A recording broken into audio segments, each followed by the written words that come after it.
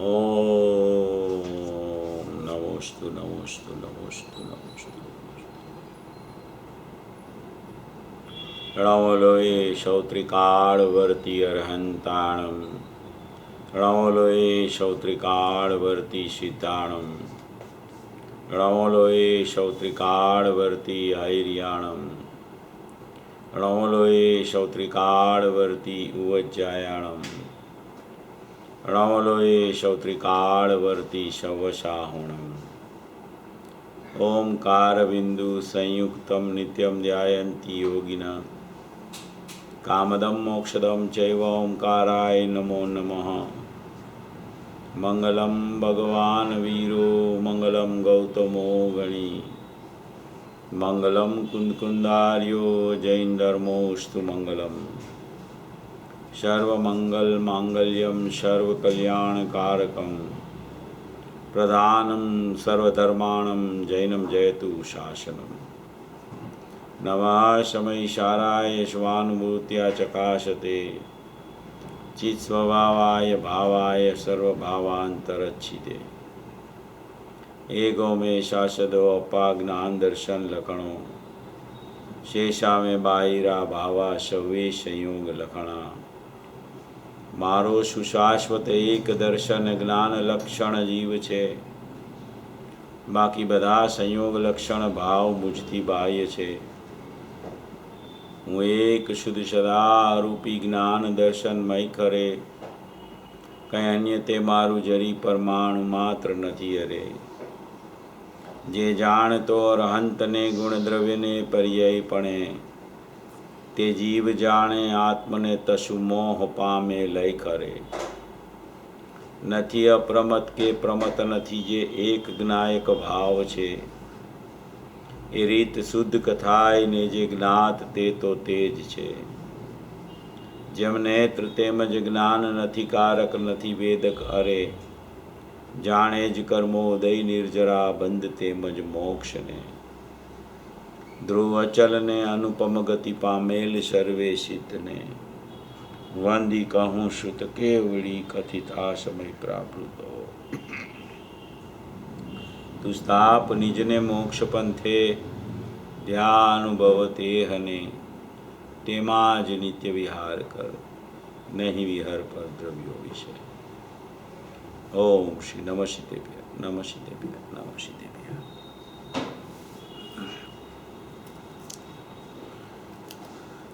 अमृतचंद्र आचार्य देव द्वारा समयसार परमागम में जो 278 कलश की रचना की गई है उसके ऊपर ये राजमल जी साहब ने कलश टीका की रचना की है और ये कलश टीका के 216 नंबर के कलश के ऊपर अपनी चर्चा पूज्य गुरुदेव श्री के अक्षरस प्रवचन के ऊपर चल रही है। ये ऐसा कलश है जिसमें ज्ञान स्वभाव की निर्विभाग चेतना की ज्ञायक भाव का और ज्ञान स्वभाव का कोई विभाग नहीं होता ऐसी एक त्रिकाल चेतना और एक वर्तमान चेतना उसका निर्विभाग एक सत्व ऐसा प्रकरण यहाँ ये अभी ये 216 कलश का आखिरी भाग में चल रहा है। निर्विभाग चेतना कह के ये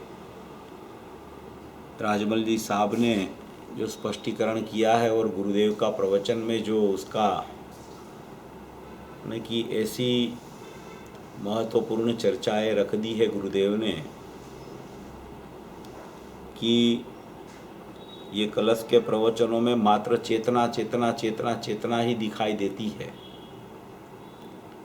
यानी कि ज्ञान ज्ञान ज्ञान ज्ञान ज्ञान ही दिखाई देता है। ये ज्ञेय ज्ञेय में है, ज्ञान ज्ञान में है। ज्ञान ज्ञेय रूप नहीं होता, ज्ञेय ज्ञान रूप नहीं होता। तो सचमुच में इसमें सिद्ध क्या करना है, बताना क्या है कि इसमें अकेली चेतना वाला ज्ञान स्वभाव सिद्ध करना है। ज्ञेय को जानता है कि ज्ञेय को नहीं जानता है, ज्ञेय का प्रतिभास कैसे होता है, यहाँ स्वच्छता कैसे होती है, ज्ञान ज्ञेयाकार कैसे बनता है, ज्ञान ज्ञान के आकार रूप ही कैसे रहता है, ये सब जो सिद्ध करने में आता है ना, उसके पीछे एक ही प्रयोजन है कि ज्ञान स्वभाव बताना है आचार्य भगवान को, राजमल जी साहब को और पूज्य गुरुदेव श्री को, कि तू तेरा ज्ञान स्वभाव में जो ज्ञान चेतना भरी पड़ी है उसको ऊर्ध्व कर। इसलिए ज्ञान और ज्ञेय की पृथकता बताते हैं, ज्ञेयाकार ज्ञान और ज्ञानाकार ज्ञान की भी पृथकता बताते हैं। ज्ञेय स्वरूप तू नहीं हुआ है, तू ज्ञान स्वरूप रहा है। तेरी निर्विभाग चेतना में कोई ज्ञेय का अंश नहीं है और निर्विभाग चेतना में कोई ज्ञान का विभाग करके वो चेतना ज्ञेय की तरफ नहीं जाती है। ये सब जो चर्चा है, कितनी भी की जाए इसकी चर्चा, बहुत लंबी लंबी विस्तार पूर्वक कितनी भी चर्चा की जाए, मगर उसमें सिद्ध ये करना है कि ज्ञान स्वभाव को ऊर्ध्व कराना है, उसकी मुख्यता बतानी है, उसको ही वास्तव में सिद्ध करना है कि तू त्रिकाल ज्ञानमयी भगवान आत्मा है और वर्तमान में भी तेरा प्रगट रूप ज्ञान चेतना का परिणमन है। वो परिणमन तेरा अपरिणामी तत्वज्ञायक भाव को नहीं छोड़ता। ऐसा त्रिकाल चेतना और वर्तमान चेतना का कोई विभाग ही न दिखाई देवे जब, तब वो ज्ञेय से पृथक पड़ता है।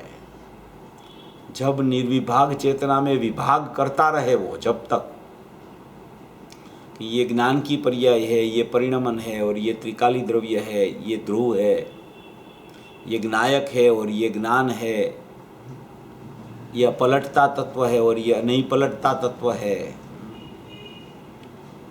यहाँ ये बात सिद्ध नहीं करनी। यहाँ ज्ञान चेतना ज्ञायक भाव से, माने कि त्रिकाल चेतना से कैसे निर्विभाग होके प्रवृत्ति कर रही है, ये सिद्ध करना है।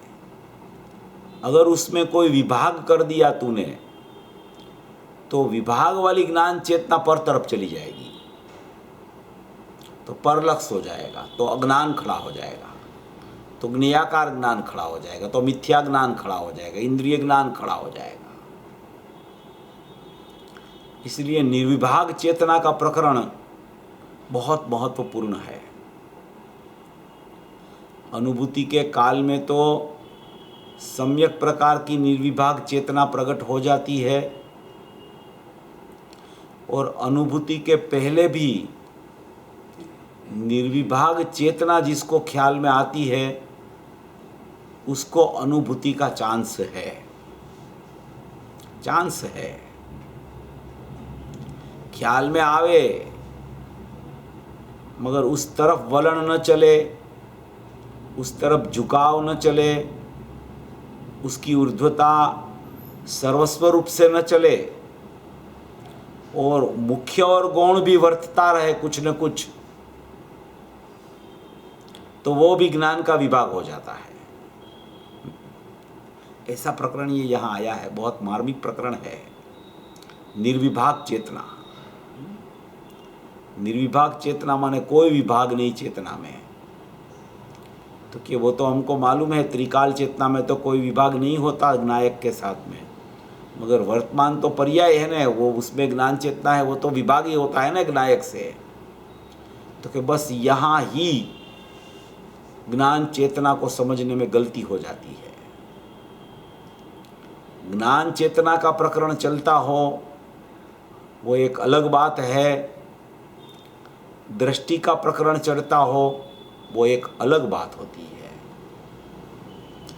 दृष्टि का विषय बताना हो तो ज्ञायक भाव की ही चर्चा करे आचार्य भगवान और साधक जीव, और जब निर्विभाग चेतना बतानी हो तो ज्ञान को भी उस तरफ ले ले और राग को पृथक कर दे, ज्ञेयाकार को पृथक कर दे, परलक्षी भाव को पृथक कर दे, इंद्रिय ज्ञान को पृथक कर दे, भाव इंद्रिय को पृथक कर दे। सूक्ष्मता से देखा जाए तो एक ही ज्ञान में दो विभाग ज्ञेयाकार और ज्ञानाकार है, एक ही ज्ञान में, उसी में से ज्ञेयाकार को अलग करके ज्ञान चेतना को अभेद कर दे।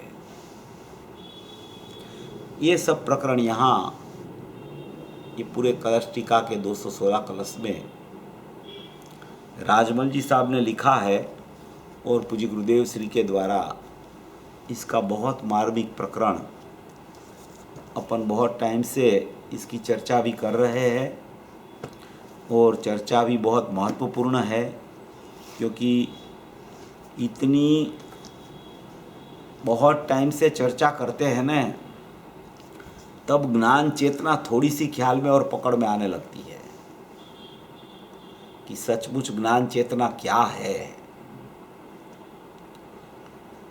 ज्ञान की पर्याय बोले और ज्ञान चेतना बोले, देखो समझना थोड़ा। ज्ञान की पर्याय बोलते हैं ना,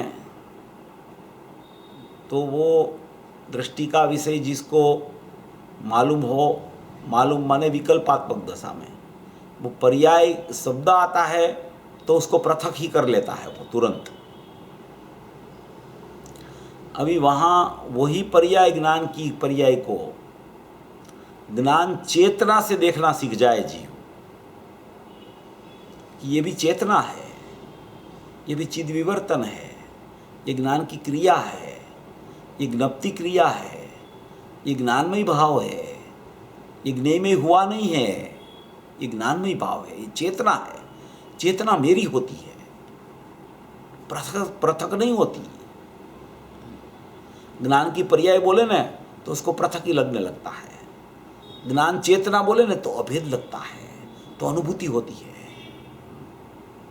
ये ज्ञान चेतना का भी प्रकरण चल रहा है। ज्ञान चेतना, ज्ञायक में चेतना, उसका गुणों में चेतना, उसकी कारण पर्याय में चेतना, उसका उपयोग वर्तमान है उसमें भी चेतना। एक अपेक्षा से ऐसा भी कहा जाता है कि चेतना अनन्य रहती है ज्ञायक से, और पर्याय का शब्द का प्रयोग करो, पर्याय शब्द का, वो ही चेतना को ज्ञान की पर्याय का प्रयोग करो तो वो ज्ञेयाकार में चला जाता है। ऐसी ऐसी बहुत सी बातें हैं। एक ही ज्ञान में, एक ही ज्ञान, उसमें चेतना बोलो तो वो अनन्य दिखती है ज्ञायक से। ज्ञान की पर्याय देखो तो वो पृथक दिखती है ज्ञान की पर्याय ज्ञायक से। अभी वो चेतना और ज्ञान की पर्याय को अपने भाव वासन से देखो तो सब में ज्ञान वर्त रहा है, ज्ञान के अलावा कुछ नहीं है। वो ज्ञान ज्ञान ज्ञान ज्ञान ज्ञान ज्ञान ज्ञान ही है वहाँ पे। मगर जब भी कोई विषय स्पष्ट करना हो तो अलग अलग अलग अलग तरीके से, बहुत से शब्द से भी वो वाच्य को बताने के लिए शब्द भी ऐसे ही उसको उपयोग में लेने पड़ते हैं। चाहे आचार्य भगवान हो, चाहे साधक राजमल जी हो, चाहे सम्यक दृष्टि पुरुष पूज्य गुरुदेव श्री हो, तो इस तरीके से ये विस्तार आता है। शब्द में नहीं उलझना, कभी शब्द के पीछे मत पड़ना। कोई दिखावे ना कि देखो गुरुदेव ने यहाँ ये लिखा है, ये लिखा है, ये बोला है, ये बोला है, तो उसको भी शब्द से मत सोचना। उस शब्द का भाव क्या है उससे सोचना।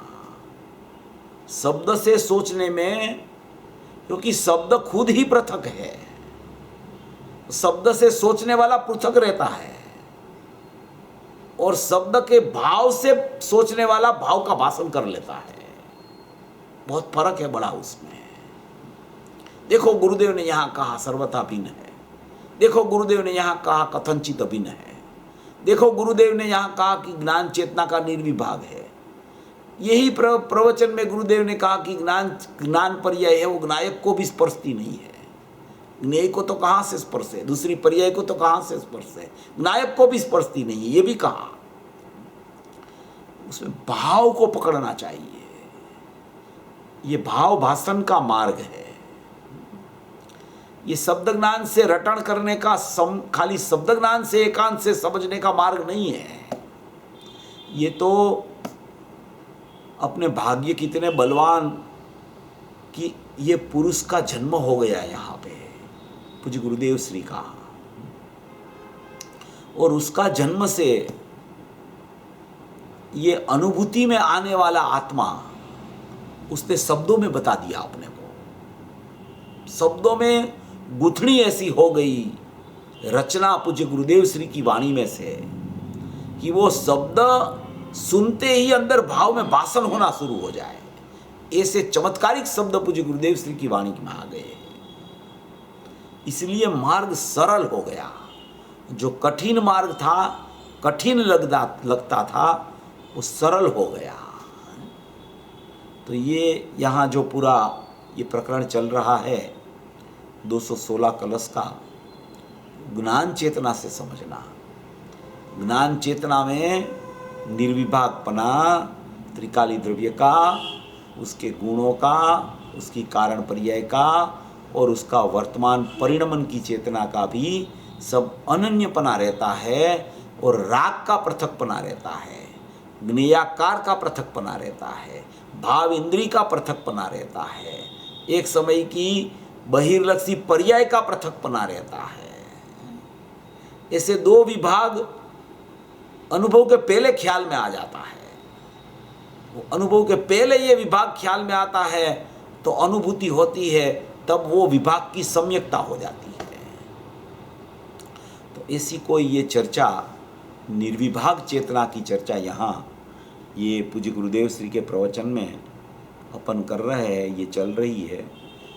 ये प्रकरण इतना इस तरीके से पूज्य गुरुदेव श्री ने इसमें खोल के रख दिया है कि अलग अलग परिस्थिति में अलग अलग बात से पूज्य गुरुदेव श्री ने स्पष्टीकरण एकदम इस तरीके से कर दिया है कि ये पूरा प्रकरण व्यवस्थित अगर समझ ले तो उसको ज्ञान चेतना के अलावा कुछ दिखे ही नहीं आत्मा में, और कुछ न दिखे।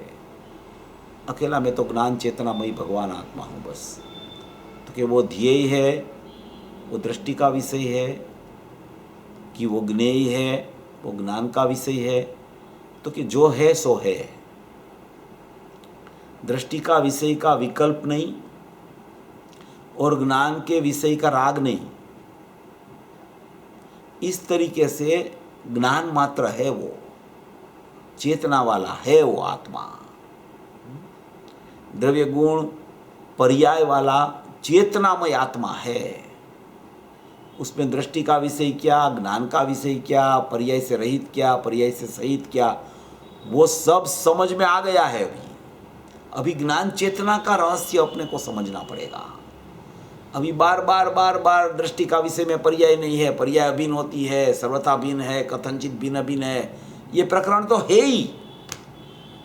मगर उसके बाद में क्या वो समझ लिया बाद में कि मैं ज्ञान चेतनामयी भगवान आत्मा, ज्ञान चेतना वाला निर्विभाग चेतना, उसमें कोई भेद विकल्प नहीं है। न तो पर्याय का भेद पड़ता है अभेद ज्ञेय में, ना तो गुणों का भेद पड़ता है अभेद ध्येय में, और ना तो कोई अनुभूति का भेद पड़ता है ध्येय पूर्वक ज्ञेय में। क्या ना तो पर्याय का भेद पड़ता है अभेद ज्ञेय में, ना तो गुण का भेद पड़ता है अभेद ध्येय में, ना तो अनुभूति का भेद दिखता है ध्येय पूर्वक ज्ञेय में।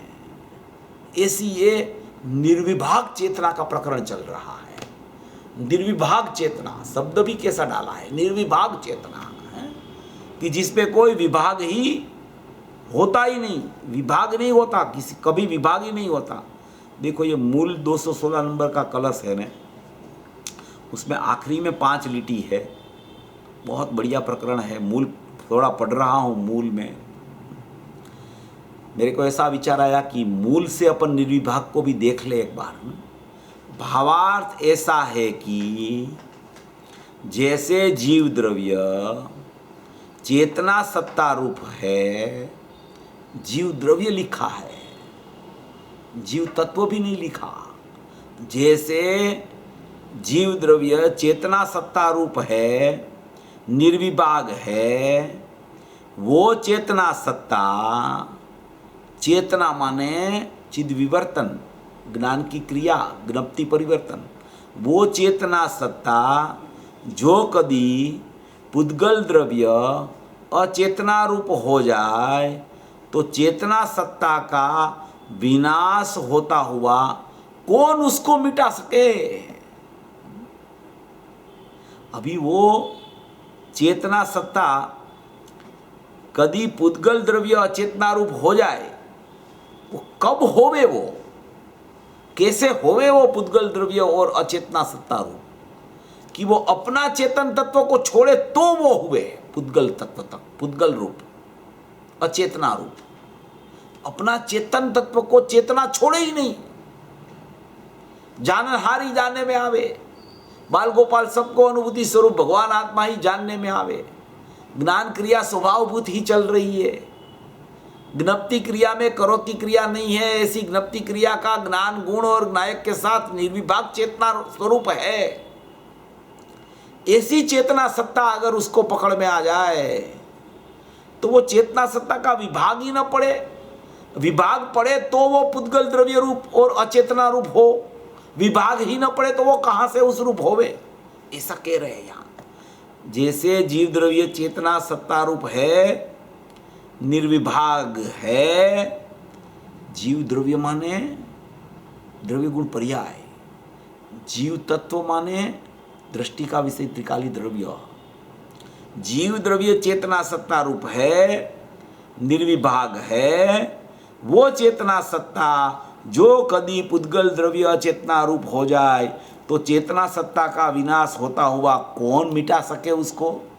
तो चेतना सत्ता का तो विनाश हो जाए, जो वो निर्विभाग में से विभाग हो जाए, जो वो पुद्गल रूप हो जाए, अचेतना रूप हो जाए, तो उसको नाश होता हुआ कौन मिटा सके। ज्ञान चेतना का नाश माने ज्ञायक का नाश, कौन उसको मिटा सके। विभाग हुआ उसका मतलब ही द्रव्य खंडित हो गया, अखंडित नहीं रहा। ये ज्ञेयभूत अखंडित की बात चल रही है। चेतना सत्ता का विनाश होता हुआ कौन मिटा सके, परंतु वस्तु का स्वरूप तो ऐसा नहीं।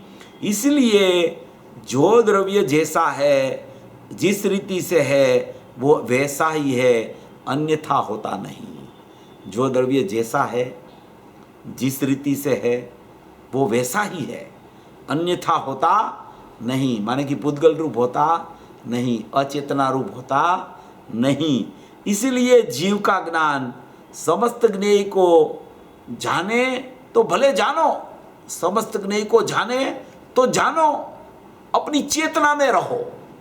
जानना कुछ भी होवे, जाने तो जानो, चेतना में विभाग मत करो, निर्विभाग चेतना रूप रहो, अपने में रह के सब जानो। जानना भी सबका हो जाए, अपने में रह के आत्मज्ञ रूप से जानना होता है। सर्वज्ञ शक्ति में आत्मज्ञ शब्द डाला है। सर्वज्ञत्व में आत्मज्ञ, आत्मज्ञानमयी सर्वज्ञत्व शक्ति। तो ज्ञेय को जानता है, माटे जीव का ज्ञान समस्त ज्ञेय को जानता है तो जानो। तथापि जीव अपना स्वरूप से है। जीव कैसा है? अपना स्वरूप से है। वो पुद्गल स्वरूप नहीं होता, अन्य द्रव्य रूप नहीं होता, ज्ञेय रूप नहीं होता। ज्ञेय को जाने उस काल में ज्ञेय रूप नहीं होता, मगर ज्ञेय को कैसे जाने कि अपनी सत्ता में रह के अपनी चेतना, अपना चेतन, उसका जानपना होने के समय कैसा ज्ञेय है वैसा भी जानपना उसमें हो जाए। ऐसी बहुत ये महत्वपूर्ण चर्चा यहाँ ये राजमल जी साहब ने बहुत मार्मिक रूप से उठाई है। अपना प्रकरण चल रहा है कलसामृत भाग 6, पूज्य गुरुदेव श्री का प्रवचन 401 नंबर का पेज पे चल रहा है। 401 नंबर का पेज है। 401 नंबर का पेज में अपन ने वो जो एक बड़ा पैराग्राफ ऊपर वाला है उसको देख लिया था। उसमें एक बहुत आखिरी में 4 लीटी आई थी, उसका विस्तार अपन ने बहुत कर लिया था कि जान सकता है, होता है उसको जान सकता है, मगर अपने में रहकर जान सकता है। 4 लाइन है फर्स्ट पैराग्राफ की नीचे से। जान सकता है माने कि जानना स्वभाव है, होता है उसको भी जान सकता है, जो हो रहा है उसको भी अपने में रहकर जान सकता है, होता है उसको जान सकता है, अपने में रहकर अपने ज्ञान स्वभाव में अपनी चेतना में रह के जो होने वाला हो रहा है उसको भी जान सकता है। पर में प्रवेश किए बिना जो भी कुछ क्रिया होती है उसको भी अपने में रहकर पर में प्रवेश करे तो ही पर को जानना करे, तो ही पर की क्रिया में जो हो रहा है उसमें प्रवेश करे, तो ही उसको जो भी क्रिया हो रही है उसको जान सके, ऐसा नहीं। पर में प्रवेश किए बिना जो कुछ भी क्रिया हो रही है उसको अपने में रहकर पर को स्पर्श किए बिना पर को जानता है, और जानने में अपनी दशा पर में एक अंश भी जाती नहीं। जानने में अपनी दशा पर में एक अंश भी जाती नहीं। अपने अंश में, अपने अंशी में रह के ज्ञान की दशा में जानना व्यर्थ रहा है। अपने में रहकर वो सब जान लेता है, मगर किसी की सन्मुख नहीं होता, किसी का लक्ष्य नहीं करता, किसी की अपेक्षा नहीं होती। ऐसा निरपेक्ष जानना यहाँ चल रहा है। अपने द्रव्य गुण पर्याय में जानना चल रहा है क्रियाशील, और द्रव्य गुण का जानना चल रहा है उस समय में। तो बाहर में भी जो क्रिया हो रही है उसका जानना वहाँ स्वयं अपने से अपने में रहकर हो जाता है। ऐसी बात है।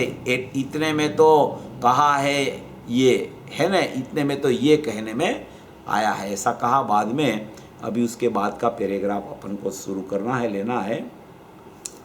परंतु वस्तु का स्वरूप तो ऐसा नहीं।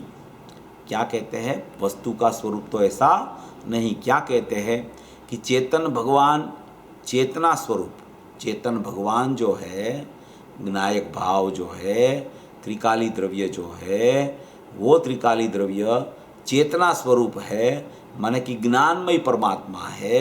द्रव्य गुण पर्याय में सब में चेतना व्यापक है। ऐसा चेतना स्वरूप भगवान आत्मा है। वो चेतन भगवान चेतना स्वरूप है। वो पर को जानने में अपना अंश, पर को जानने के लिए अपना जो ज्ञान की चेतना का अंश है वो पर में जाता है। ऐसा तो वस्तु का स्वरूप है नहीं। वो पर में जानने के लिए, पर को जानने के लिए भी अपनी चेतन भगवान का चेतना वाला अंश ज्ञान की क्रिया का है। वो ज्ञान की क्रिया का अंश पर को जानने में अपना अंश पर में चला जाए, ऐसा तो वस्तु का स्वरूप है ही नहीं। क्यों पर में नहीं चला जाता? क्यों पर को सन्मुख होके, पर में अभेद होके क्यों पर को नहीं जानता? तन्मय होवे उसी को ही जाने, तो क्यों पर से तन्मय होके पर को नहीं जानता? कि तन्मय वो अपनी तन्मयता छोड़े तब वो वहाँ जाए न। अपनी तन्मयता ही नहीं छोड़ता है ज्ञान, इसलिए वो पर में प्रवेश ही नहीं कर सकता।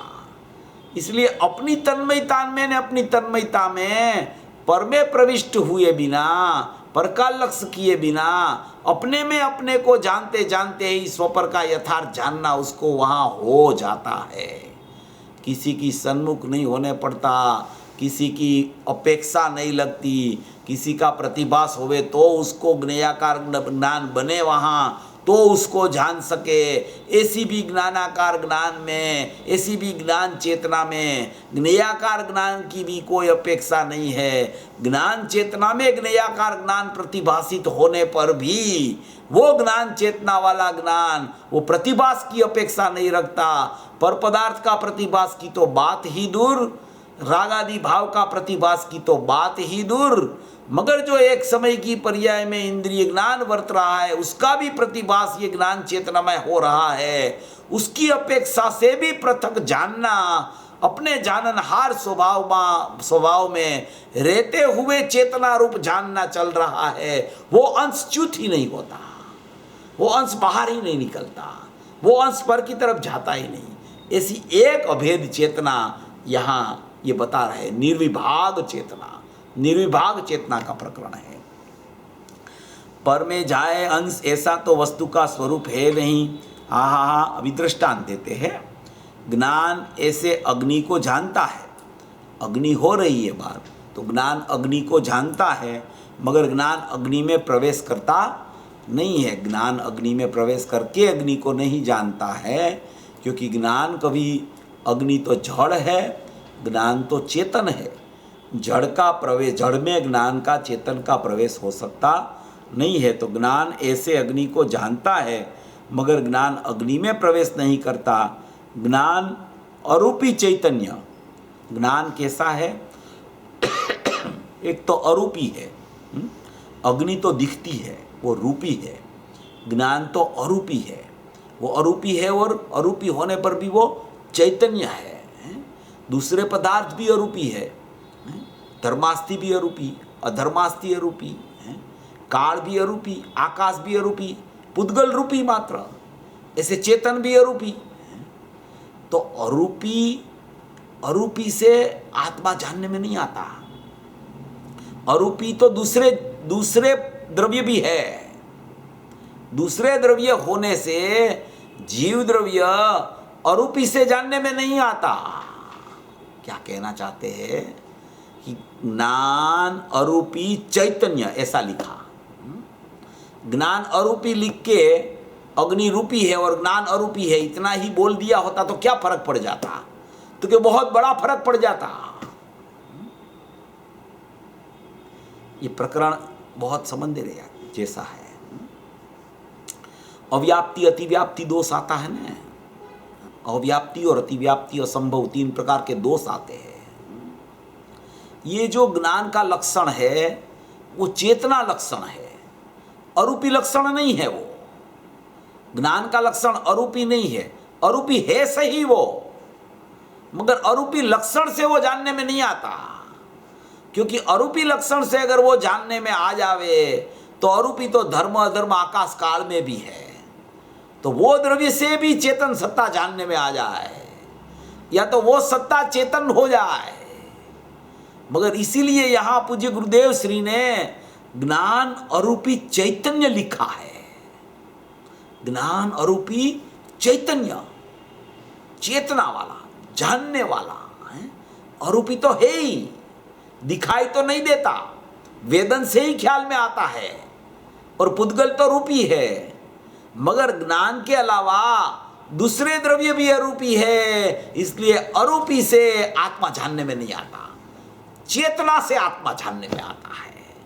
इसलिए यहां ज्ञान अरूपी चैतन्य, वहां कोमा करना चाहिए, ये कोमा नहीं हुआ है, वो गलत है थोड़ा। ज्ञान अरूपी चैतन्य, वहां रुकने का है। ज्ञान अरूपी चैतन्य, क्या ज्ञान कैसा है? तो कि ज्ञान का स्वभाव जानना है, तो कि वो दिखता है कि नहीं दिखता है? तो कि नहीं, वो अरूपी है। तो कि अरूपी है वो कैसा है? तो कि चेतना वाला है, चैतन्यवंता है, वो जीवंत है। वो चेतना माने जीवंतता है। ज्ञान अरूपी चैतन्य सत्ता वाला है, जीवंत सत्ता वाला है, खाली अरूपी नहीं है। चेतना लगाना चाहिए पीछे, उसी को ही ज्ञान और आत्मा बोला जाता है। ज्ञान रूपी चैतन्य अग्नि में प्रवेश करे तो वो रूपी हो जाए। अगर वो ज्ञान रूपी चैतन्य अग्नि में प्रवेश कर दे, रूपी पदार्थ में प्रवेश कर दे, अरूपी पदार्थ, चैतन्य पदार्थ, तो वो तो अरूपी हो जाए, हैं? अग्नि में प्रवेश करे तो वो रूपी हो जाए, अरूपी। और चैतन्य सत्ता अगर अग्नि में प्रवेश करे तो वो तो जड़ हो जाए, अरूपी का रूपीपना हो जाए, चैतन्य का जड़पना हो जाए, हैं? तो ज्ञान ही न रहे। तो ज्ञान रूपी चैतन्य है, वो ज्ञान की व्याख्या है ज्ञान रूपी चैतन्य। अगर वो अग्नि में प्रवेश करे तो वो अरूपीपना न रहे, तो वो रूपी हो जाए। और वो उसकी चेतना है, वो अग्नि जड़ है, उसमें प्रविष्ट करे तो वो चेतना भी जड़ हो जाए। और ज्ञान रूपी चैतन्य है तो ज्ञान का ही नाश हो जाए। ऐसी व्याख्या बांधी कि ज्ञान है वो अरूपी चैतन्य है, ज्ञान रूपी चैतन्य है, वो अग्नि में प्रवेश करे तो वो रूपी हो जाए। वो रूपी होता नहीं है, कभी कभी रूपी नहीं होता। अगर वो अग्नि में प्रवेश करे तो रूपी हो जाए।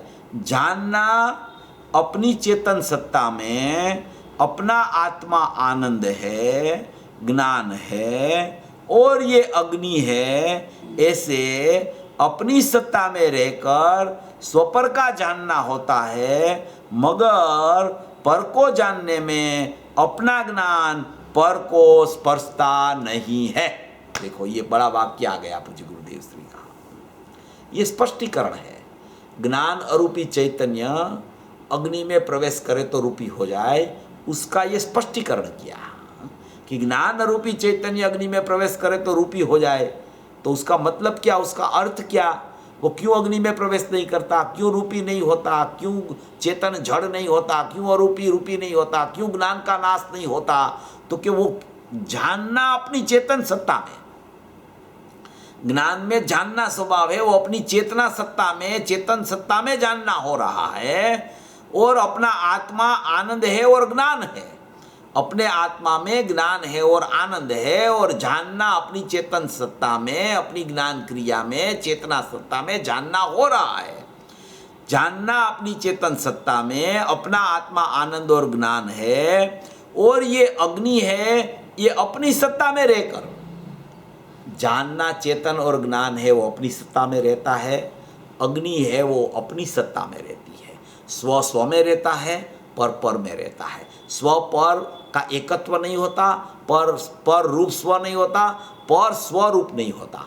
ऐसी दोनों की पृथकता, ये चेतना स्वभाव की पृथकता और ये जड़ रूपी अग्नि की पृथकता, उसको यहाँ भिन्न भिन्न बता रहे हैं। यहाँ पर्याय को भिन्न करने की चर्चा नहीं है।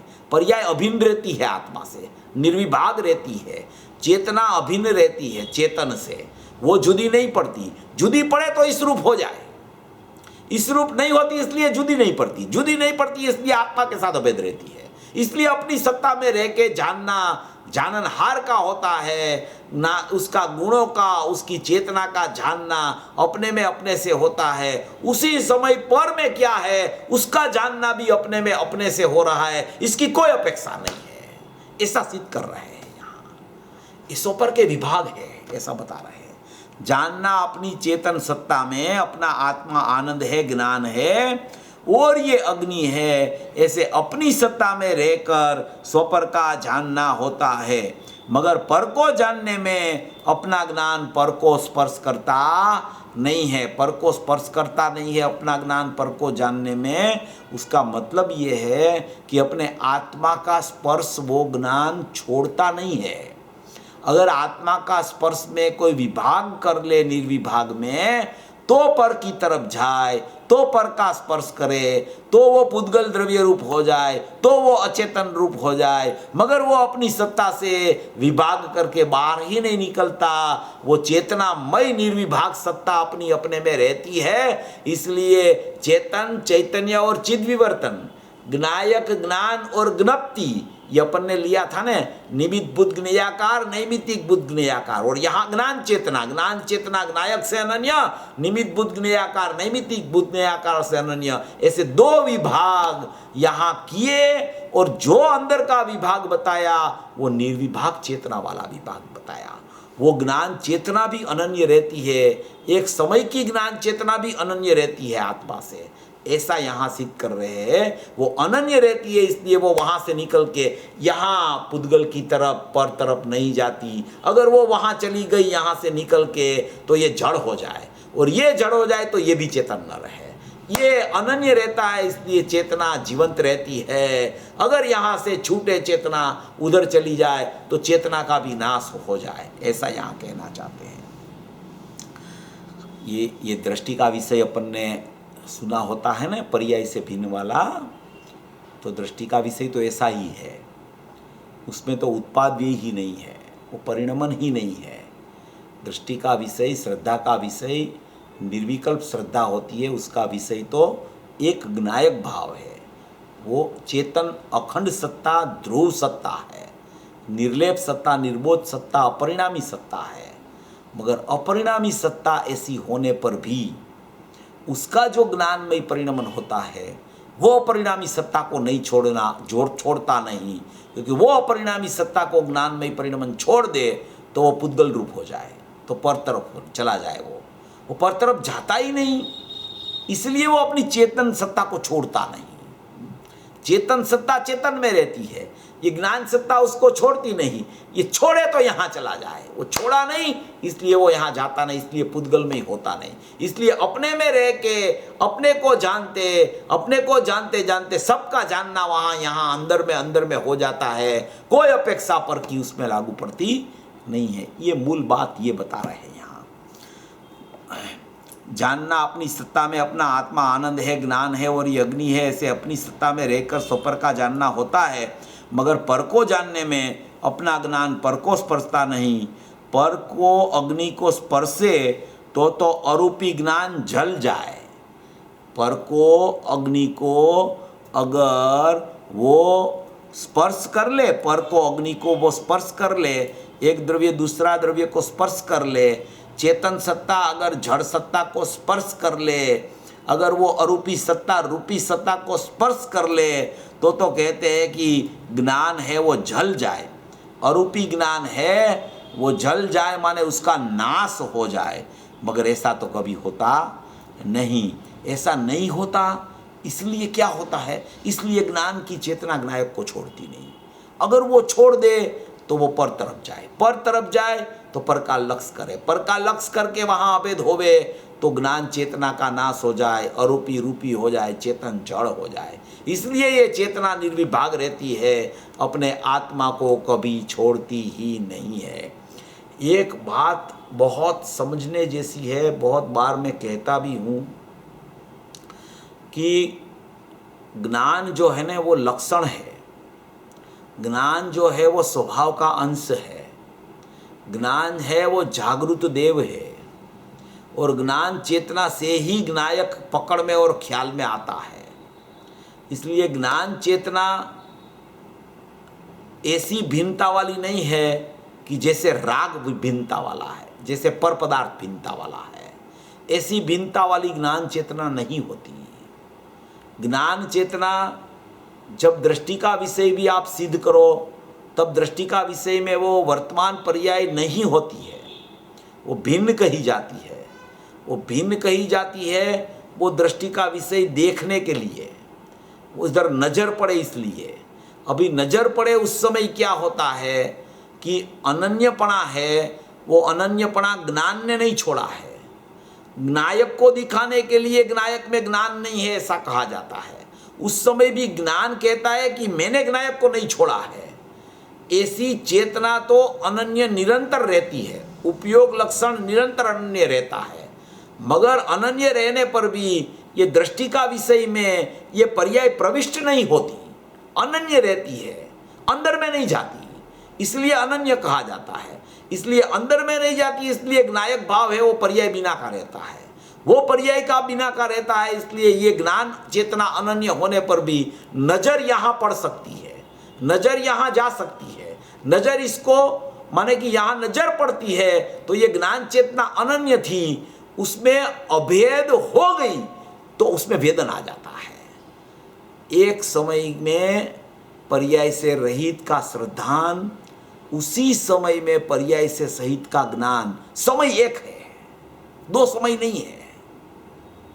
अगर दो समय होवे तो जब यहाँ प्रतीति यहाँ में ज्ञायक हुए सी चले तो ज्ञान बाहर रहता हो, अगर ज्ञान पृथक हो तो ज्ञान को अंदर आने में दूसरा समय लग जाए। ये ज्ञान तो अनन्य ही रहता है। अनन्य के काल में अन्य जो द्रव्य है उसकी श्रद्धा होती है, अनन्य के काल में अन्य की श्रद्धा होती है त्रिकाली द्रव्य की, तब ये अनन्यपना है वो अभेद रूप हो जाता है। तब यहाँ स्वसंवेदन होता है और प्रतीति रूप सम्यक दर्शन की पर्याय की प्राप्ति होती है।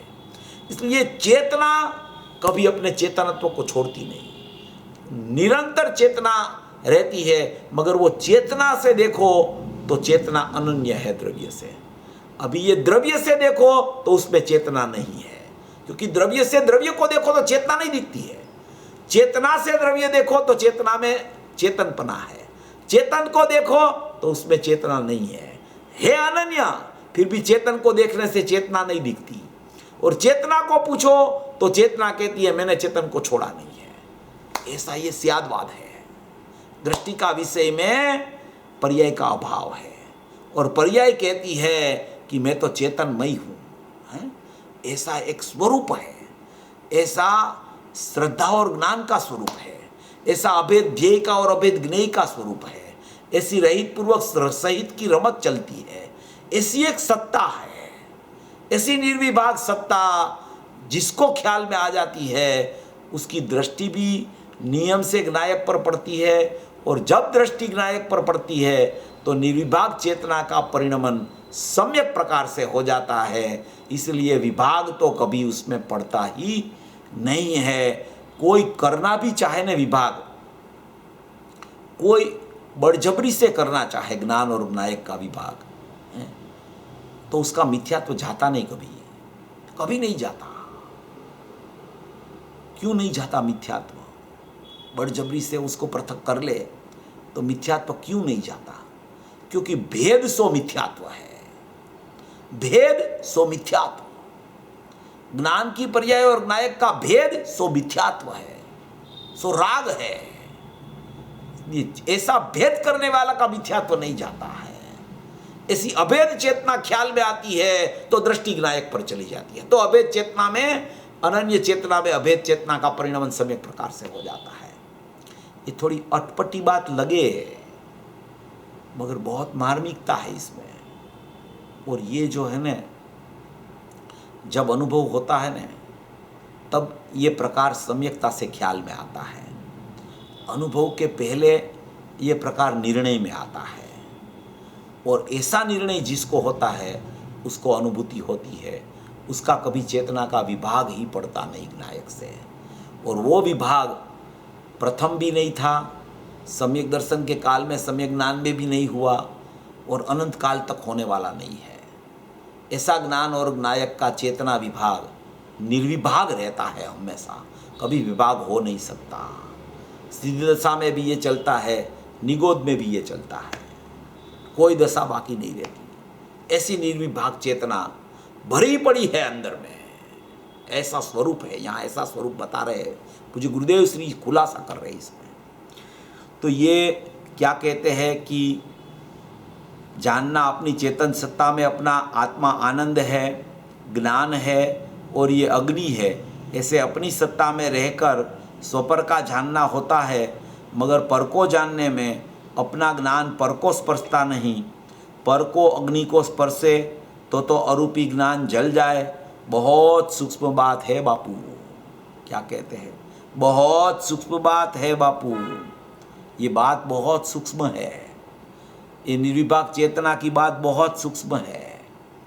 ये ज्ञान अपना स्वज्ञेय को छोड़ता नहीं, त्रिकाली को, वो बहुत सूक्ष्म बात है। ज्ञान परज्ञेय रूप होता नहीं, परज्ञेय की सन्मुखता करता नहीं, विभाग स्वज्ञेय का करके परज्ञेय तरफ जाता नहीं, वो बहुत सूक्ष्म बात है। चेतना अपने चेतन स्वभाव को छोड़ती नहीं, इसलिए वो पर रूप होती नहीं, वो बहुत सूक्ष्म बात है। ये कह रहे हैं बहुत सूक्ष्म बात है बापू। ये तो लॉजिक सर्वज्ञ का, कुदरत का, नियमों का सब लॉजिक है।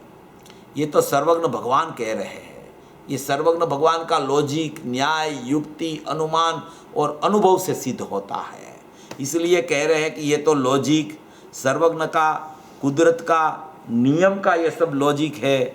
कायदा बहुत सूक्ष्म है। ये कायदा है निर्विभाग चेतना, वो कायदा है, वो कायदा बहुत सूक्ष्म है, बहुत सूक्ष्म है।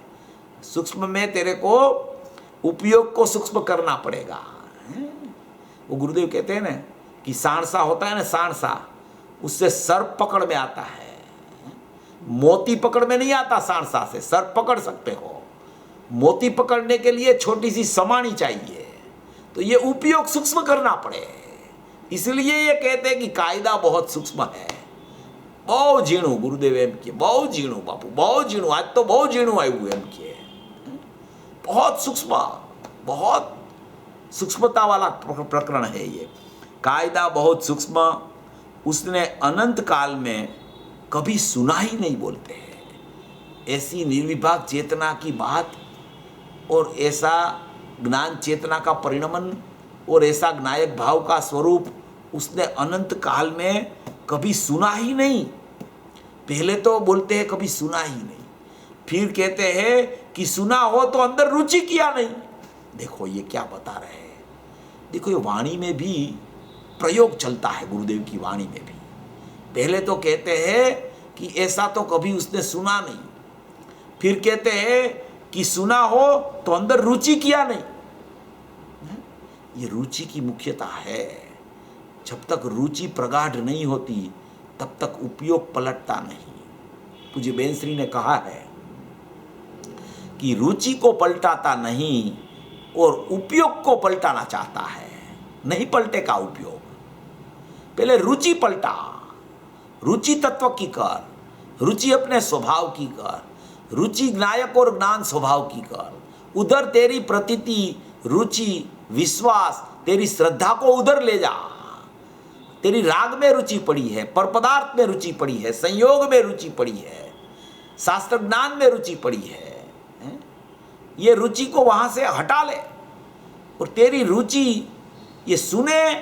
पहले तो सुनना मिलता नहीं, सुनना मिले तो रुचि करे नहीं। जो सुनने में आता है उसकी उस तरफ रुचि करके न सोचे उसको कि ये निर्विभाग चेतना का प्रकरण क्या है, ऐसी रुचि नहीं चलती उसको। क्या कहते हैं कि पहले तो अनंत काल में कभी सुना नहीं और सुना हो तो अंदर रुचि किया नहीं। क्या चीज है अंदर? गुरुदेव कहते हैं चीज क्या है अंदर, उसकी रुचि की नहीं उसने, ऐसा विचार नहीं किया कभी उसने कि चीज क्या है अंदर। श्रीमद जी ने कहा ने, हूँ कोण छू क्या थी थयो, शू स्वरूप छे मारू खरू। हूँ कोण छू क्या थी थयो, शू स्वरूप छे मारू खरू। कोना संबंधे वड़गणा छे राखू के परिहरू। ऐसा कहा श्रीमद जी ने। मैं कौन हूं, बस यही मालूम नहीं उसको कि मैं कौन हूं और मैं कर क्या रहा हूं। मैं जाननहार आत्मा, मैं जानने देखने वाला आत्मा, और मैं पर पदार्थ को करूं, पर की क्रिया करूं, रागादि भाव करूं, संयोग को पलटाऊं, पर्याय को पलटाने का पुरुषार्थ करूं। ये मेरे लक्षण है क्या? मैं तो जानन देखनहार हूं। होता है जानता रहता हूं, होने वाला है जानता रहता हूं, हो गया जानता रहता हूं। एकदम जाननहार चैतन्य तत्व है। तो कि जाननहार है वो दृष्टि का विषय है कि वो पर्याय का जाननहार है, ज्ञान का विषय है? तो कि बस मात्र जाननहार है। भेद मत कर तू द्रव्य पर्याय का, जाननहार की चर्चा चल रही है। उसमें द्रव्य है कि पर्याय है, वो भेद ही मत कर, निर्विभाग चेतना की चर्चा कर रहे हैं। इसलिए कहते हैं कि उसने अनंत काल में कभी सुना नहीं, सुना हो तो अंदर कभी रुचि की नहीं। क्या चीज है अंदर? देह में विराजता है ये भगवान आत्मा, देह में विराजता है। ये जड़ देह अनादि काल से कितने फिर गए उसके देह, पुद्गल कितने फिर गए, शरीर कितना फिर गया, एक के बाद एक, एक के बाद एक, एक के बाद एक, एक के बाद एक, चलता ही रहता है, चलता ही रहता है, चलता ही रहता है। मगर देह देवड़ में विद्यमान चैतन्य भगवान आत्मा है। ये देह में विद्यमान है, जहां जाता है वहां देह मिलता है उसको। शरीर तो मिल जाता है ना, कार्मण तेजस शरीर तो चाल साथ में जाता है, औदारिक शरीर मिलता रहता है। तो ये कहते हैं कि देह में विराजमान है। ये तो देह देवड़ में अंदर देह में विराजता है, ये तो देह देवड़ में भगवान अंदर पूर्णानंद का नाथ प्रभु, देह देवड़ में भगवान अंदर चैतन्य स्वरूपी ज्ञान अरूपी चैतन्य सत्ता वाला चैतन्य स्वरूपी भगवान आत्मा अंदर विराजमान है।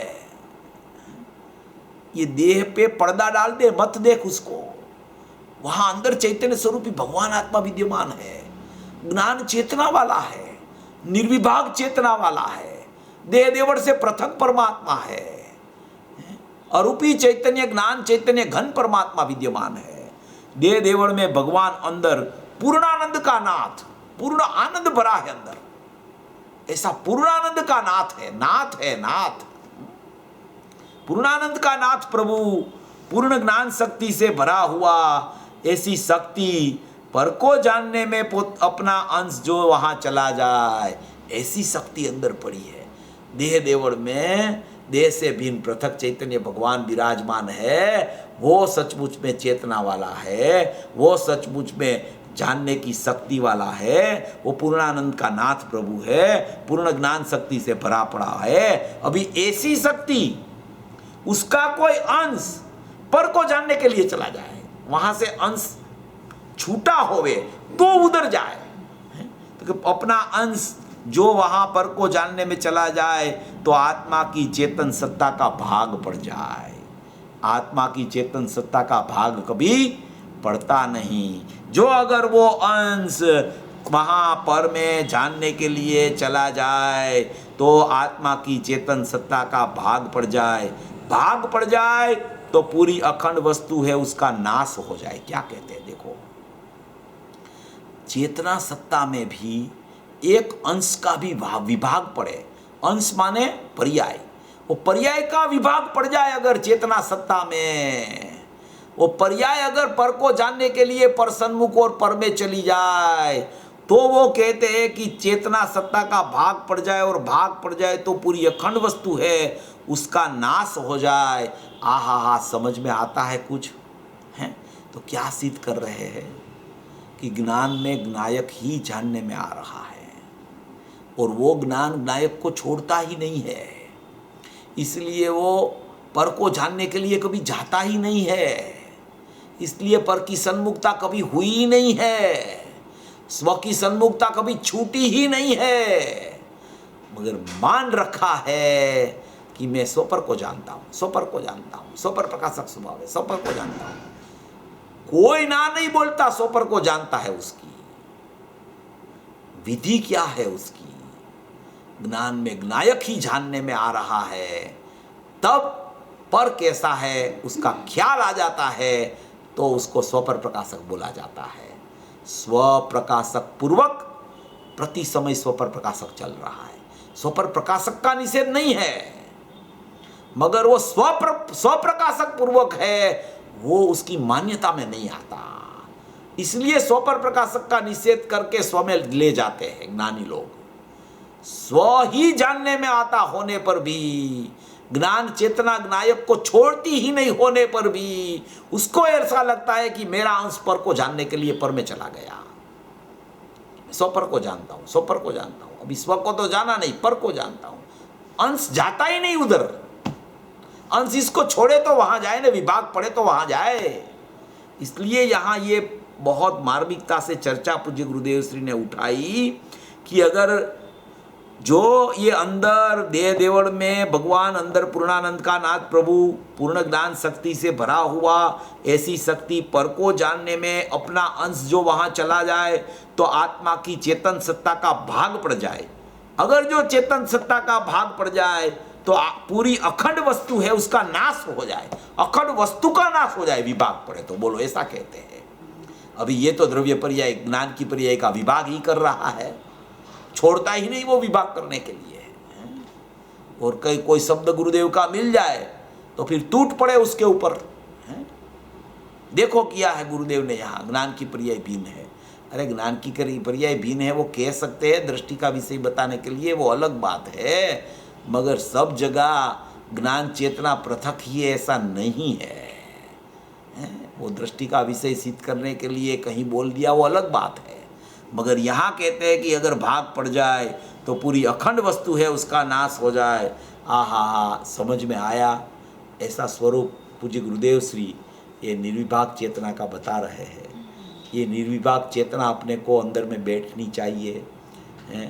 कितना भी प्रकार आवे द्रव्य पर्याय की भिन्नता का, मगर ज्ञान का स्वभाव चेतना वाला है, वो ज्ञायक को कभी छोड़ता नहीं, उसमें ही अनुभूति भरी पड़ी है। ऐसा स्वरूप जिसको समझ में आता है उसकी दृष्टि ज्ञायक पर चली जाती है, और ज्ञान अनन्य चेतना वाला ज्ञायक के साथ था, वो अभेद होके सम्यक प्रकार से वेदन रूप परिणमित हो जाता है। ऐसी श्रद्धा ज्ञान की मैत्री अनुभूति के काल में हो जाती है। इसलिए पर से तो वो पृथक पृथक और पृथक ही रहता है। वो तीनों प्रकार से सम्यक दर्शन में पृथक, सम्यक ज्ञान में पृथक और सम्यक चारित्र में पृथक, वो पृथक पृथक पृथक ही रहता है वो। इसलिए ये ज्ञान चेतना निर्विभाग है। ऐसी समझ जिसको आ जाती है उसकी दृष्टि भी ज्ञायक पर चली जाती है। ज्ञान चेतना अनन्य थी, वो अभेद होकर परिणमित हो जाती है, और पर तो उसमें था ही नहीं, पर का लक्ष्य था भी नहीं, पर तो पृथक ही था। इसलिए यहाँ जानना सम्यक हुआ तो सब परिणमन शुद्ध हो जाता है।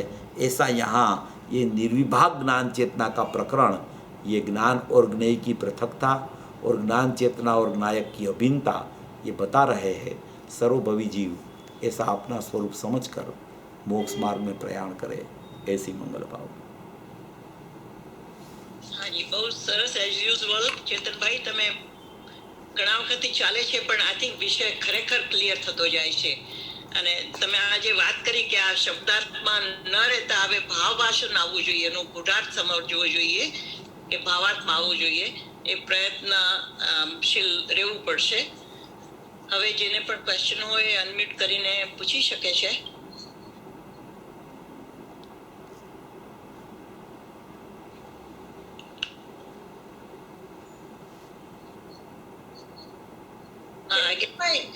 એક ખાલી એટલે જે તમે આજે વાત કરી સ્પષ્ટ એમાં સવાલ નથી, પણ આપણે ઘણી વખત ચૈતન્ય, ચેતન અને ચેતના, તો ચેતન એટલે આપણે દ્રવ્ય અને ચેતના, તમે તારી બહુ સારી.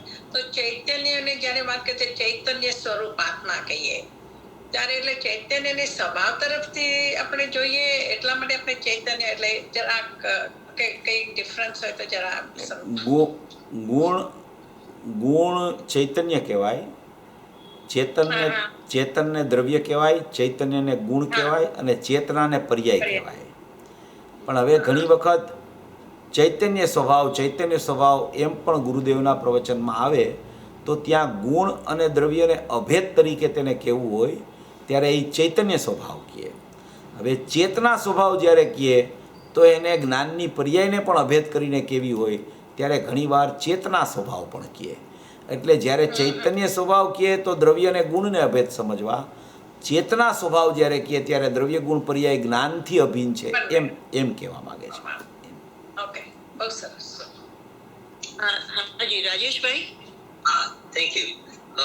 ચેતનભાઈ, એક પ્રશ્ન હતો, કોઈ મુમુક્ષુનો છે, એમને ડાયરેક્ટ નતું પૂછી શકતા, તો એ છે ને કે જ્ઞાન ગોષ્ઠીમાં 648 નંબરનો બોલ છે, એમાં પૂછ્યું છે કે દ્રવ્ય પરમાણુ ને ભાવ પરમાણુ સંબંધી. અચ્છા.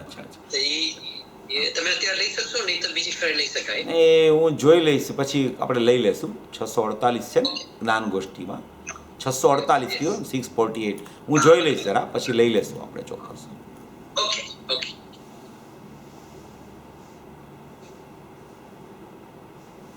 ઘણી વખત આ શબ્દો ચૈતન્ય, ચેતના એ ગોટાળાવાળા અને ચિદ વિવર્તન એ શબ્દો બધા કન્ફ્યુઝિંગ થાય, પણ એમને બધાને થોડા યાદ રાખવાની ટ્રીકો આપણે જાણી લેવાની તો આપણને ત્યારે કન્ફ્यूजन ना થાય.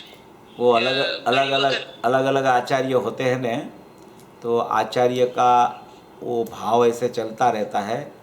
कोई चिद विवर्तन बोलते हैं, कोई ज्ञान चेतना बोलते हैं, कोई ज्ञप्ति क्रिया भी बोलते हैं, कोई ज्ञान का परिणमन बोलते हैं, कोई ज्ञान की पर्याय बोलते हैं.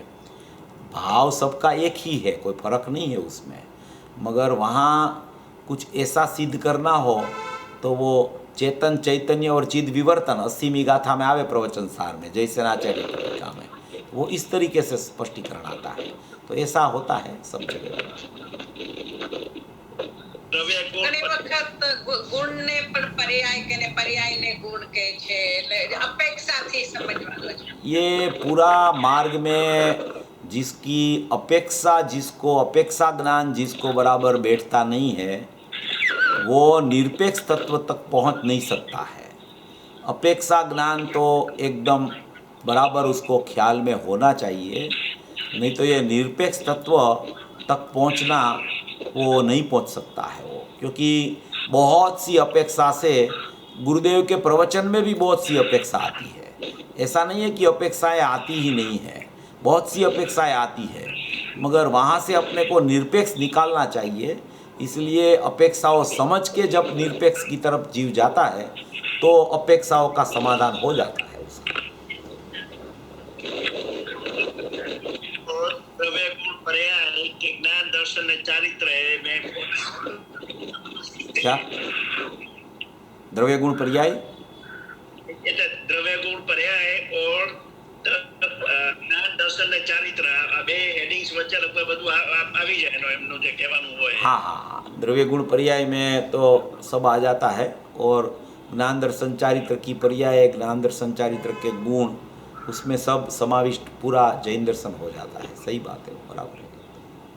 હા હજી એક 703 હા નંબર। મારે ઓકે હા હું પૂછું હાજી હાજી હા ચેતનભાઈ મને છે ને જરા શબ્દોની મારી સમજાય છે પણ બોલવામાં નથી આવતું, પણ અહીંયા એમ જ કે છે ને કે જ્ઞાનની પર્યાય જ્ઞાનને જાણે છે અને ઉપયોગમાં ઉપયોગ છે એટલે ઉપયોગમાં ત્રિકાળી જણાય છે, यही એવું થયું? ये चेतना, निर्विभाग चेतना में यही कहना चाहते हैं। निर्विभाग चेतना का प्रकरण अच्छा। यही है, उपयोग में उपयोग है, ज्ञान चेतना में ज्ञायक भाव है, ये पूरा यही प्रकरण है यहाँ पे। ये बराबर है, ठीक है, ये અચ્છા બરાબર, થેન્ક યુ। हाँ અને आपने जो कहा ना कि दृष्टि के विषय में पर्याय का अभाव, मतलब जब वो बात करनी है तो वो सब चेतना वगैरह कुछ नहीं लेना, और जब ज्ञान का विषय चलता है तो सब उसमें आ जाता है। एकदम चेतना है ये दृष्टि और ज्ञान का सुमेल करना आना चाहिए, क्योंकि हाँ दृष्टि का विषय की बात चले तो फिर ज्ञान का विषय को वो भूल जाए तो भी परिस्थिति गड़बड़ा जाती है। ज्ञान का विषय की बात चले तब दृष्टि का विषय को भूल जाए तो भी परिस्थिति गड़बड़ वाली हो जाती है। इसलिए दृष्टि का विषय की और ज्ञान का विषय की यथार्थ समझ पहले कर ले, फिर दोनों को साथ में रख के अगर वो चलेगा तो उसको सम्यकता होने का अवकाश जल्दी आएगा। और कहीं ऐसा भी कह दे कि ये ज्ञान का विषय नहीं लेना, खाली दृष्टि का विषय करना, तो वो दृष्टि का विषय की गाथा आवे तो उसमें ऐसा आता है, मगर वो दृष्टि का विषय की गाथा आवे तब भी ये ज्ञान नायक को छोड़ता नहीं है, कभी नहीं छोड़ता है। छोड़े तो नाश हो जाता है नायक का और ज्ञान का। इसलिए वो बात तो एकदम बराबर टंकोत्कीर्ण उसके हृदय में बराबर रखनी चाहिए। वो उसमें ऐसा नहीं हो जाता परिणामी द्रव्य वाला प्रकरण आ जाएगा, ऐसा नहीं होता है, ऐसा नहीं होता है। दृष्टि का विषय तो दृष्टि का विषय ही रहता है, मगर वो ज्ञान चेतना अभिन्नपना भी छोड़ता नहीं है कभी।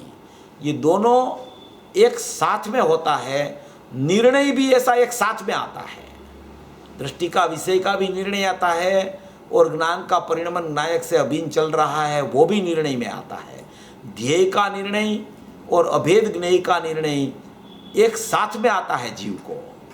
अकेला ध्येय का निर्णय पक्ष वाला होता है, अकेला ज्ञान में ज्ञायक जानने वाले का निर्णय भी पक्ष वाला है। एक ध्येय का पक्ष वाला है, एक ज्ञेय का पक्ष वाला है। दोनों निर्णय जब साथ में चलने लगता है, पहले क्रम में आता है निर्णय, मगर वो दोनों निर्णय को साथ में उसको ख्याल में आ जाता है कि श्रद्धा और ज्ञान का स्वरूप तो ऐसा है, तब वो उसकी खिलवट अंदर से चलने लगती है, क्योंकि वहाँ पक्ष नहीं रहता, फिर वो मध्यस्थ हो जाता है जीव। जब तक दृष्टि का विषय तक तरफ चला और अभी उसने ज्ञान को दूर कर दिया, तो वो दृष्टि का विषय के लिए वो बराबर, मगर वो अभी दृष्टि का विषय का निर्णय पक्ष वाला है। अभी उसके साथ में ज्ञान को मिलाना पड़ेगा कि ज्ञान में भी अनुभूति स्वरूप भगवान आत्मा जानने में आ रहा है, तो वो अभेद ज्ञेय का भी निर्णय आएगा, अभेद ध्येय का और अभेद ज्ञेय का दोनों का निर्णय आएगा। वो दोनों का निर्णय जैसे साथ में चलता रहता है जीव को, तो वो मध्यस्थ हो जाता है ज्ञान, कोई पक्ष नहीं रहता वहाँ। अकेला दृष्टि का विषय में पक्ष चलता है, ज्ञान का अकेला विषय में भी पक्ष चलता है, और दोनों का निर्णय वाला जीव मध्यस्थ हो जाता है। वो 142 गाथा के पीछे आचार्य भगवान ने 23 कलश लिखे हैं इसके लिए, 23 कलश पक्ष छुड़ाने के लिए कि तुझे ये मैं अकर्ता हूँ ये भी एक पक्ष है, मैं करता हूँ ये भी एक पक्ष है। ये पूरा 23 कलश लिख दिया वो पक्ष छुड़ाने के लिए, पक्षातिक्रांत कराने के लिए। तो ये मध्यस्थता जब जीव को आती है ना दोनों विषय की, तब वो ज्ञान की खिलवट होने लगती है अंदर से, तब कोई पक्ष नहीं रहता।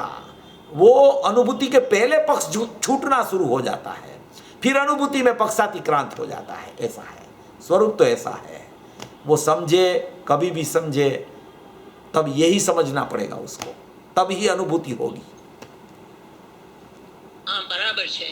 મનીષાબેન ને પછી ઉષાબેન દોશી। હા, ઉષાબેન દોશી પૂછી લે પછી હું પૂછું। જય ચિન્દ્રભાઈ, મને આજે આપણે જે નિર્વિભાગ અસત્તાની વાત કરી, એટલે અખંડ સત્તા છે, તો ત્યારે જ્યારે જ્ઞાનાત્મક વિકલ્પો થાય, અવાજ તમારો અવાજ વચ્ચે વચ્ચે કપાઈ જાય છે, તમારો અવાજ વચ્ચે કપાઈ જાય છે, ફરીથી જરા કહેજો। હાજી ભાઈ, તો મારો પ્રશ્ન એમ છે ભાઈ કે આ નિર્વિભાગ અખંડ વર્તમાન જ્ઞાન પર્યાય છે એ જાણે દર્પણ સમાન છે। હવે આપણે જ્યારે પણ દર્પણમય છે અને ત્યારે એ વસ્તુ સમજાય કે પૃથક છે, પણ જ્યારે નિર્વિભાગ જ્ઞાન પર્યાયની વાત કરીએ ને ત્યારે જ્ઞાનાત્મક વિકલ્પો, ચારિત્રાત્મકની વાત નથી કરતી, જે જ્ઞાનાત્મક વિકલ્પો થાય છે, તો નિર્વિભાગ સત્તા એ જ્ઞાનમય અને જ્ઞાનાત્મક વિકલ્પો એ પણ જ્ઞાનમય, તો એ બે જ્ઞાનમાં ફેર શું છે ત્યાં? वो ज्ञानात्मक विकल्प है ना, ज्ञान नहीं है, वो ज्ञानात्मक विकल्प है, वो ज्ञान नहीं है। निर्विभाग चेतना तो ज्ञान का परिणमन नायक रूप वर्त रहा है उसकी बात है, और ज्ञानात्मक विकल्प है वो तो ऐसी ज्ञान चेतना ज्ञायक को छोड़ के खड़ा होता है। ज्ञानात्मक विकल्प, ज्ञानात्मक विकल्प का प्रकरण। हाँ बोलिए। બરાબર ભાઈ, પણ એ જો મનના સંબંધે થયા છે, જ્ઞાનાત્મક વિકલ્પો એટલે જુદી સત્તામાં થયા છે। આપણે રાગને જુદા પાડીએ, પૂતગલના કહી દઈએ, એમાં જ્ઞાનાત્મક વિકલ્પોને એવી રીતે જુદા ના પાડી શકાય, કારણ કે એ પણ જ્ઞાન વાળા છે, રાગ વાળા નથી।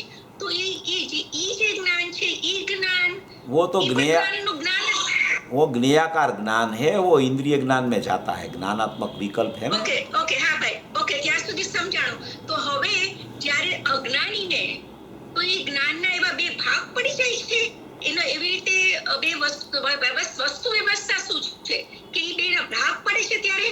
अज्ञान दशा में ऐसा होता है कि जब अज्ञान दशा में उसको ज्ञान चेतना ख्याल में आने लगती है कि ज्ञान चेतना आत्मा के साथ निर्विभाग वर्त रही है, फिर भी जब तक वो अनन्य रहता है मगर वो अभेद अनुभूति स्वादपूर्वक संवेदन पूर्वक नहीं आती है, तब तक वो चेतना में एक विकल्प चलता रहता है।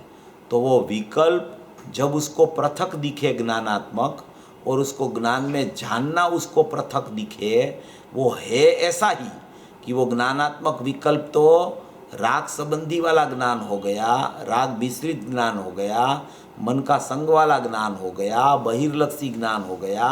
विकल्प का अर्थ ही ज्ञान चेतना अनन्य होने पर भी उसको कोई अंश भेद रूप भी ख्याल में आ गया, तो वो भेद रूप अंश जब पृथक दिखता है उसी समय ज्ञान चेतना अनन्य रहती है।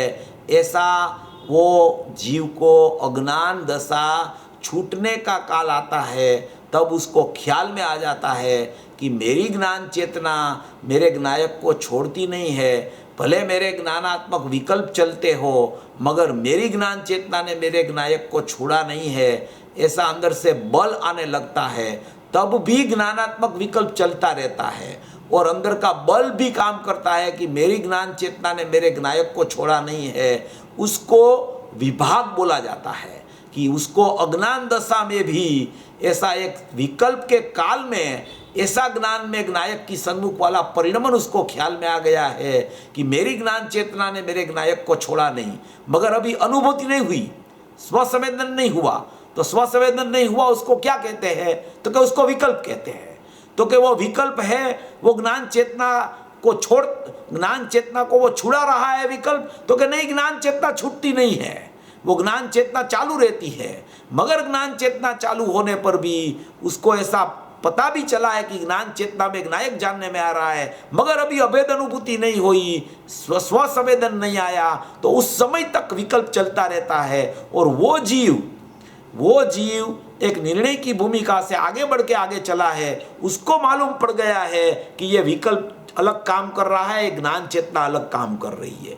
फिर उसको ज्ञान चेतना का बल आता है अंदर से कि मेरी तो ज्ञान चेतना है, विकल्प मेरे नहीं है, ज्ञान चेतना में ज्ञायक है, ज्ञान चेतना में ज्ञायक है। तो उसका परिणमन अनन्य में से अभेद होता है, तब ज्ञानात्मक विकल्प टूटता है, पूरा ज्ञान अतीन्द्रिय ज्ञान होके परिणमन रूप अभेद अनुभवता है, तब स्वसंवेदन हो जाता है। ऐसा ज्ञानात्मक विकल्प और ज्ञान चेतना का परिणमन एक समय में अज्ञानी को एक साथ में चलता रहता है, उसको ख्याल में भी आ जाता है, ખ્યાલ में भी आता है। બરાબર ભાઈ, મારો પ્રશ્ન ત્યાં જ છે મારો પ્રશ્ન કે જે ભેદાત્મક જે વિકલ્પ થાય છે ને અને ઈ જે જ્ઞાન છે અને આ જ્ઞાન એટલે ત્યારે ઈ બે ફાટા પડી ગયા ને, એમ હું પૂછું છું તમને। फाटा जरूर पड़ता है, फाटा तो प्रथम से ही है। फाटा का सम्यक प्रकार अनुभूति में होता है, फाटा नया नहीं होता है। બરાબર, फाटा तो पहले से है दोनों का। वो फाटा का, वो दोनों विभाग का ख्याल अनुभूति में आता है कि ओ हो ये तो विभाग था, मुझे पता ही नहीं था, अभी विभाग हो गया। वो विभाग हो गया उसका मतलब है कि कुछ नया नहीं हुआ है, वो था, वो ख्याल में आया, उसका नाम विभाग है। ऐसा ઓકે ભાઈ, બસ that's I wanted to confirm. नहीं, कोई बात થેન્ક યુ ભાઈ, जरूर पूछो, कोई बात नहीं। हाँ जी। सो जब मूल वस्तु पे आ जाता है तो उसको ये विभाग का ख्याल आ जाता है, करेक्ट? एकदम।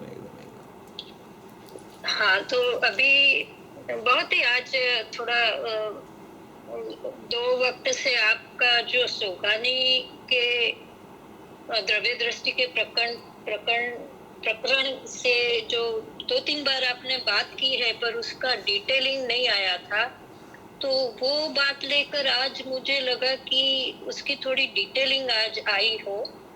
आपने कल भी जो कहा था ना कि सोगानी जी का जो द्रव्य दृष्टि का विषय है, उसके पहले उनको राग और ज्ञान का भेद ज्ञान, हाँ, तो वो सब चला था, ऐसे ही नहीं, उनको द्रव्य दृष्टि का विषय ऐसे ही नहीं था। तो अभी जो आपने बताया कि ज्ञान में जो हो रहा है, कभी भी ज्ञायक को छोड़ा नहीं, का जो विषय है, दृष्टि का विषय है, उसमें भी जो पक्ष नहीं, उसने अभी पक्ष नहीं किया, दोनों की स्पष्टता बराबर उसको पता है, तब वो એને પહોંચી વળે છે, રાઈટ? આપણે એમ કહીએ ને કે ત્યારે એ પહોંચી વળે છે, નિર્ણયમાં એનું બંનેનું અલાઇનમેન્ટ થાય, પહોંચી બરાબર છે, બંને વસ્તુનું એક્ઝેક્ટલી જેવું સ્વરૂપ છે એવું એનું અલાઇનમેન્ટ થઈ જાય, તો એ એને પહોંચી વળે કે હવે મારે આને ઓવરટેક કરવું છે। કારણ કે એક પણ સમય એવું નથી ગયું કે જાણવાનું બંધ થયું હોય અથવા તો આકુળતા બંધ થઈ ગઈ હોય। હા, એકદમ। તો એને ઓવરટેક કરવા માટે આ કેટલું ઇમ્પોર્ટન્ટ છે, અને રાગ અને જ્ઞાનનું ભેદ જ્ઞાન થતા તરત જ એને થઈ જશે એવું નથી, રાઈટ? એને સમ્યક દર્શન થઈ જશે એવું નથી, ટાઈમ લાગે, કોઈને થોડો ટાઈમ, પોઈન્ટ ઉપર, હા, કોઈને થોડો ટાઈમ લાગે, કોઈને વધારે ટાઈમ લાગે, પણ એને એ ખ્યાલમાં આવે રાઈટ પહેલા કે આ જ્ઞાન અલગ છે ને રાગ અલગ છે. મૂળ ભેદ જ્ઞાન ત્યાં જ છે. અનુભૂતિનો પ્રકાર ત્યાંથી જ ચાલુ થાય છે. મૂળ ત્યાં જ ભેદ જ્ઞાન છે, કારણ કે જીવ રાગમાં અટકેલો છે, જીવ જ્ઞાનમાં નથી અટકેલો. સમજો, જ્ઞાનમાં કોઈ અટકતું જ નથી. જ્ઞાનમાં આવે એ તો જ્ઞાયક અનન્ય છે, જ્ઞાયકમાં ચાલ્યો જાય છે. જ્ઞાનમાં આવે એ રાગમાં અટકેલો છે, રાગની રુચિ છે, રાગ સાથે એને રાગ મિશ્રિત જ્ઞાન થઈ ગયું છે. એટલે રાગથી જુદું પડવાનું છે. જ્ઞાનથી તો અભિન્ન થવાનું છે આત્મા સાથે, રાગથી જુદું પડવાનું છે. જ્ઞાનની ભલે પર્યાય હોય એક સમયની, પણ એ જ્ઞાનની પર્યાયથી અનુભવના કાળે જુદો નથી પડતો. અનુભવના કાળે શું થાય? અનુભવના કાળે રાગથી જુદો પડે ને જ્ઞાનની પર્યાય તો અનન્ય થાય છે જ્ઞાયક સાથે. હવે એ શું કરે છે કે એ જ્ઞાનની પર્યાયથી દ્રષ્ટિના વિષયના પક્ષમાં જ્ઞાનની પર્યાયને જુદું કરવા માગે છે. રાગને તો જુદું કરે છે, પણ જ્ઞાનની પર્યાયને જુદી કરવા માગે છે. એટલે રાગની સાથે જ્ઞાન બહાર વયું જાય છે, એટલે અભેદ અનુભૂતિ નથી થતી. એને ખરેખર જુદું પડવાનું છે રાગથી, અને જ્ઞાન તો અનન્ય છે. જ્ઞાન તો અનુભૂતિમાં પણ અભેદ થાય છે, રાગ અભેદ નથી થતો. રાગ જુદો રહે છે, રાગ તો ચાલ્યો જાય છે. તો જુદું કોનાથી પડવું જોઈએ, જ્ઞાનથી કે રાગથી? તો જ્ઞાનથી જુદું પડવાનું ન હોય, રાગથી જુદું પડવાનું હોય. હવે એ પ્રયત્ન જ્ઞાનની પર્યાયથી જુદું પડવાનો કર્યા કરે દ્રષ્ટિના વિષયના પક્ષમાં આવીને, એટલે અનુભૂતિ નથી થતી. એને અહીંયા અનુભૂતિની અટક છે. બહુ સરસ રીતે એક્સપ્લેન થયું આજે આખું. એટલે આ સમજણ બરાબર કરવાની છે. અને એમાં પણ જે તમે એડેડ વિષય કર્યો ને કે અનાદિથી સાંભળ્યું નથી, અગર સાંભળ્યું છે તો રુચિ નથી કરી, તો ધેટ ઇઝ ઓલ્સો મને એમ લાગે કે એ પણ એક બહુ આપણને ઓબ્સ્ટ્રેક્ટ કરે છે કે જો ખરેખર રુચિ બીજા બધા પરથી છૂટી ગઈ હોય તો ઉપયોગને પણ આટલું સૂક્ષ્મ કરવાની જરૂર નથી, કારણ કે એ ઓટોમેટિક એમાં જ વયો જશે. એટલે રુચિપૂર્વક જ ઉપયોગ પલટે. એ તો નિયમ છે, એ તો એકદમ નિયમ છે. પણ એમાં એવું છે, થોડુંક એવું છે કે રુચિ તો આપણા મુમુક્ષુઓમાં બધામાં ગુરુદેવના પ્રતાપે ઘણી થઈ ગઈ છે. કોઈ રુચિ વગરનો તો કોઈ જીવ સાંભળવા નથી આવતો. પણ ગુરુદેવ તો અહીંયા જે રુચિની વાત કરે છે ને, એ તીવ્ર રુચિની વાત કરે છે કે જેટલી માત્રામાં રુચિ હોવી જોઈએ ને એટલી તીવ્ર રુચિ નથી થઈ એને. કારણ કે આજે આટલી ચર્ચા કરતો હોય જીવ, આટલું સાંભળતો હોય, આટલા ગુરુદેવના પ્રવચનો સાંભળતો હોય, તત્વ ચર્ચામાં આગળ આવતો હોય, તો એને રુચિ તો હોય. રુચિ વગર તો કોઈ જીવ આવું બધું કરે નહીં. પણ રુચિની માત્રા એની હજી ઘટે છે થોડીક. એ રુચિની માત્રા એને વધારવાની જરૂર છે. એ વધારશે તો ઉપયોગ પલટી જશે ઉપયોગ, એમ કહેવા માંગે છે. બરાબર. ચેતનભાઈ પૂછું સુશીલાબેન એક નાનો સવાલ? ચેતનભાઈ, એક જ વસ્તુ છે, જે જ્ઞાન ચેતના આપણે કીધી ને તો એ જાણન ક્રિયા અતિન્દ્રિય છે. પણ આ બાજુ જે વિકલ્પ થાય છે એ એટલે એમાં એ જ્ઞાન ચેતનામાં તો જણાય છે, અહેસાસ આવે છે કે જ્ઞાયક જ મને જણાય છે, ત્યાં તો હું ભેદ પાડતી જ નથી. અને આ બાજુ જે વિકલ્પ આવે છે એને હું જાણું છું. એટલે પ્રયોગ કે હું આ વિકલ્પ આવે છે એ હું નથી, હું આ છું, તો સરળ થઈ જાય ને સમજવાનું. જ્ઞાન ચેતના અતિન્દ્રિય નથી. જ્ઞાન ચેતના જ્ઞાનવાળી છે. અનુભવના કાળે તે જ્ઞાન ચેતના અતિન્દ્રિય થાય છે. પહેલી વાત તો એ છે. ઓકે, મારી ભૂલ સુધારી. હા, એક તો એ વાત છે. બાકી તો બસ પરથી વિકલ્પથી જુદો પડે એટલું જ કામ છે એમાં. વિકલ્પથી જુદો પડે, વિકલ્પથી પૃથક થાય. એટલે એ જ્ઞાન ચેતના હતી, એ જ્ઞાન ચેતના અતિન્દ્રિય રૂપે પરિણમી જાય છે એમ. બરાબર, થેન્ક યુ.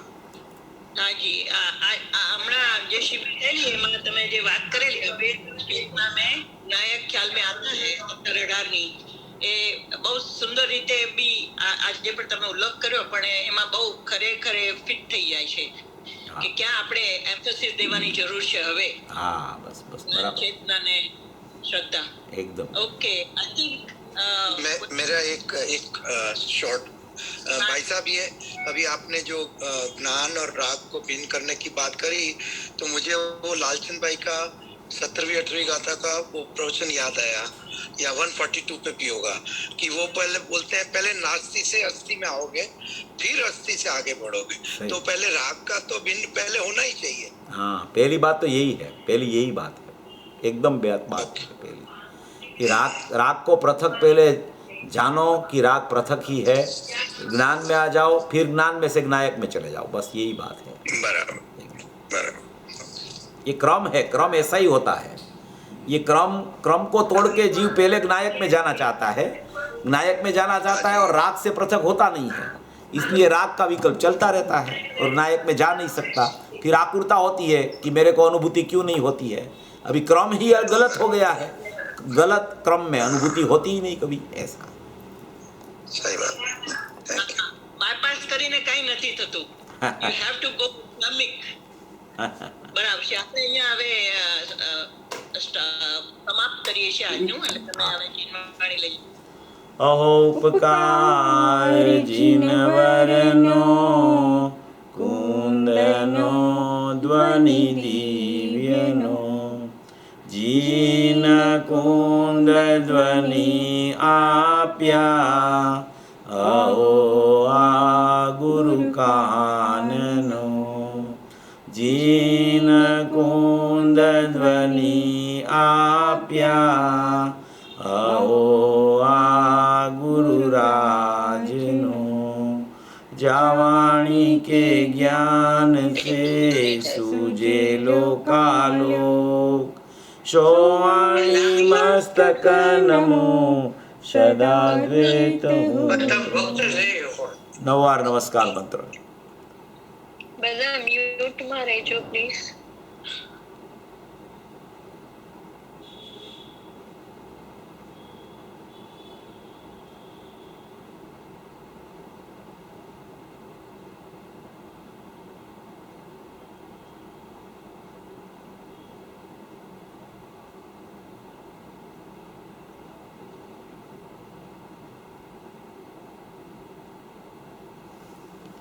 बोलो मंगलमयी जिनवाणी मातनो जय हो। परम कृपाळु अनंत अनंत अनंत उपकारी श्री सद्गुरु देवनो जय हो।